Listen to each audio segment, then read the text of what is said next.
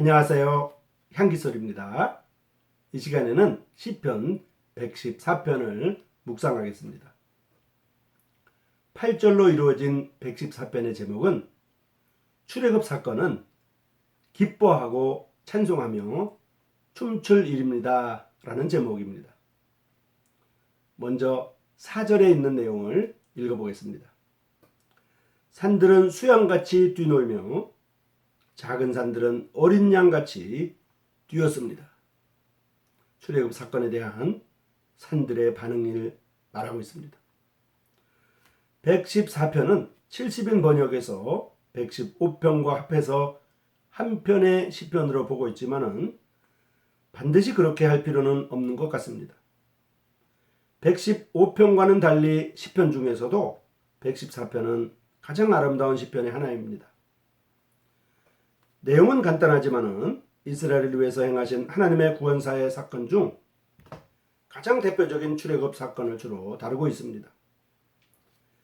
그 출애굽 사건이 얼마나 훌륭하고 놀라운 사건이었던가를 사람의 말이나 사람의 행동보다도 자연의 태도를 들어서 알려주고 있는 것입니다.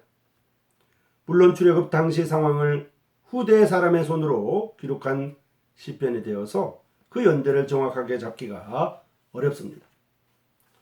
114편은 출애굽 사건을 유일한 제목으로 삼고서 그 사건에 대한 것만을 노래하는 시편입니다. 단순한 민족사에서 길이 찬양해야 할 해방의 사건만이 아니라 하나님의 능력이 이스라엘을 위해서 쏟아진 거룩한 하나님의 사건이라 하여 찬송을 부르지 않을 수가 없습니다. 유다는 여호와의 성소가 되고 이스라엘은 그분의 영토가 되었다고 했습니다. 남북왕조를 각각 따로 생각하고 남왕국은 성소이고 북왕국은 영토라는 구분을 한 것이 아닙니다. 이스라엘 백성은 여호와의 성소도 되고 영토도 되었다고 읽어야 할 것입니다.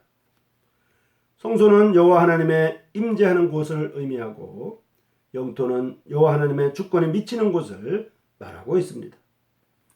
출애굽 사건 당시 모세에게 알려준 관계 개념은 바로 소속 개념입니다. 세계가 다 내게 속하였다. 내 말을 잘 듣고 내 언약을 지키면 너희는 열국 중에서 내 소유가 되겠고 너희가 내게 대하여 제사장 나라가 되고 거룩한 백성이 되리라고 출애굽기 19장에서 말하고 있습니다. 이스라엘이 하나님의 소유가 됨을 밝히고 있는 것입니다. 여호와께서 너희를 택하시고 너희를 쇠 풀무 곧 애굽에서 인도하여 내사 자기 기업의 백성으로 삼으셨다고 신명기 4장 20절에 나와 있습니다. 출애굽 사건을 보는 눈을 정치적인 것에서 신앙적인 것으로 돌리고 있는 것입니다. 남의 나라에 종살이하면서 해방된 그 정치적 기쁨이 아니라 이스라엘은 하나님의 소유가 되고 그의 기업의 백성이 되어서 하나님의 영광을 드러내고 그분의 주권을 행사하는 것으로 만들어 주신 일이 너무나 감격스럽다고 노래하고 있는 것입니다. 애굽 사람 앞에 이스라엘은 하나님의 백성임을 확실히 보여주었습니다. 그러므로 출애굽 사건을 기념하여 축하한다고 하는 것은 곧 이스라엘의 개천절을 노래함과 같습니다. 이 기쁨을 대자연물들, 바다와 산들이 어떻게 됐는가 함에 관심을 모으고 있습니다. 바다는 보고 도망가고 요단은 물러갔다라고 표현합니다. 바다나 강을 인격화하여 도망가고 물러갔다고 하여서 자연도 하나님의 하시는 일을 순종하고 도왔다는 것을 표현하고 있습니다. 대자연의 세력도 하나님의 구원사의 의지 앞에 떨고 물러갔는데 어찌 감히 인간이 하나님의 능력 있는 행사를 방해하거나 막을 수 있을까요? 자연과 인간은 하나님의 하시는 일을 놀람으로 바라볼 수밖에 없음을 말하고 있습니다.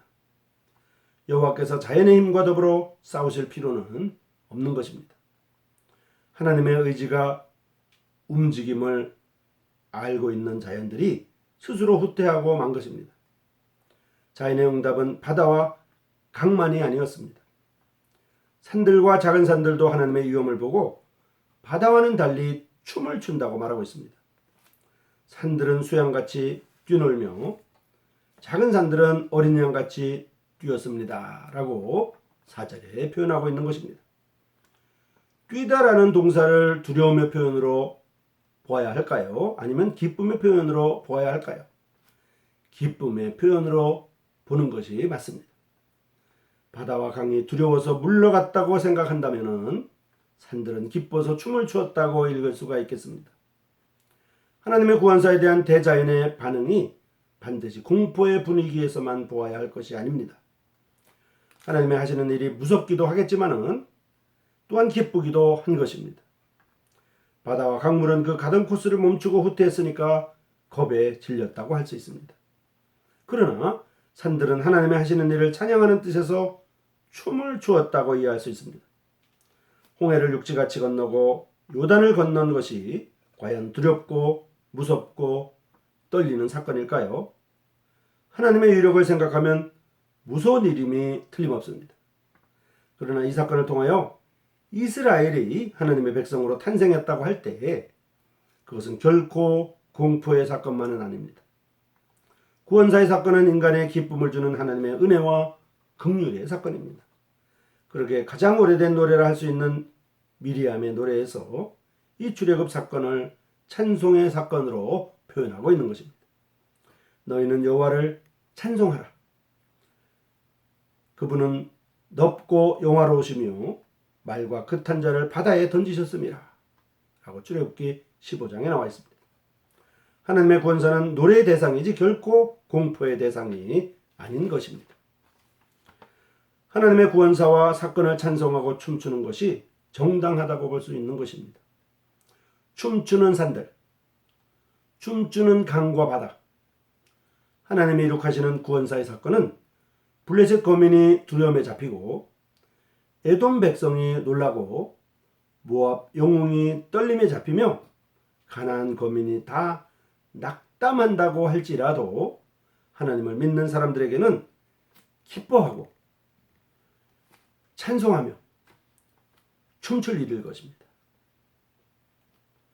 하나님의 주권적인 행사 앞에 인간은 절대적으로 복종해야 하겠지만은 그분의 하시는 은총의 행사에 대해서는 다만 기뻐하고 찬송하며 춤출 일입니다. 이 시간에는 시편 114편을 묵상했습니다. 시편 114편은 출애굽 사건을 다루고 있는 아름다운 시입니다. 이 출애굽 사건을 표현할 때 자연 물들을 통하여 표현하고 있습니다.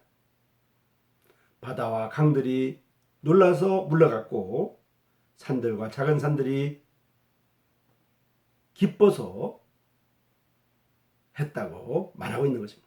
향기소리 시청자 여러분, 다음 이 시간까지 안녕히 계십시오.